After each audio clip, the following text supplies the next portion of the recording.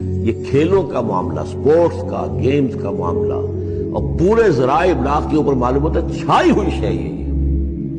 T V کے اوپر تو معلوم ہوتا ہے کہ دنیا کی اہم ترین شے جو ہے وہ یہ گیمز ہیں، ان کے ٹورنامنٹس ہیں، وہ وہاں ہو رہا ہے، یہاں ہو رہا ہے، وہاں ہو رہا ہے، یہاں ہو رہا ہے، یہ ٹینس کا ہے، یہ فلاں کا ہے، یہ تیراکی کا ہے، اور یہ گیم اس لیے کہ اسی کو دیکھتے رہو۔ جو بھی وقت کوئی فارغ ہے، ظاہر بات ہے کہ کہیں ایسا نہ ہو کہ کہیں بیٹھے بیٹھے کہیں اچانک خیال ہی آ جائے کہ بھئی سوچے انسان میں ہوں کون، کہاں سے آیا ہوں، کہاں جا رہا ہوں، زندگی کا مال کیا ہے، مقصد کیا ہے، اپنی حالات کے بارے میں ہی سوچے، دنیا کدھر جا رہی ہے، قوم کدھر جا رہی ہے، ملک کدھر جا رہا ہے، نہیں، ان کو مست رکھو۔ اس سے اگلی بات ہے کہ جو آج دنیا کے ابلیسوں نے جو ایجاد کی ہے، یہ کھیل کود، اسی طریقے سے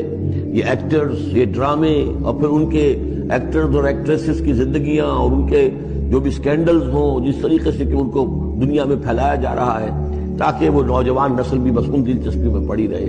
تو یہ ہے اصل میں وہ فلسفہ۔ وَمِنَ النَّاسِ مَن يَشْتَرِي لَهْوَ الْحَدِيثِ،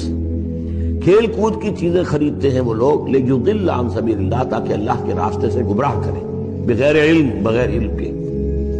وَيَتَّخِذَهَا هُزُوًا، اور اللہ تعالیٰ کا جو معاملہ ہے اس کو یہ وہ ہنسی ٹھٹا بنا دیں۔ اولئک لہم عذاب مہین، یہ وہ لوگ ہیں کہ جن کے لیے اہانت آمیز عذاب ہے۔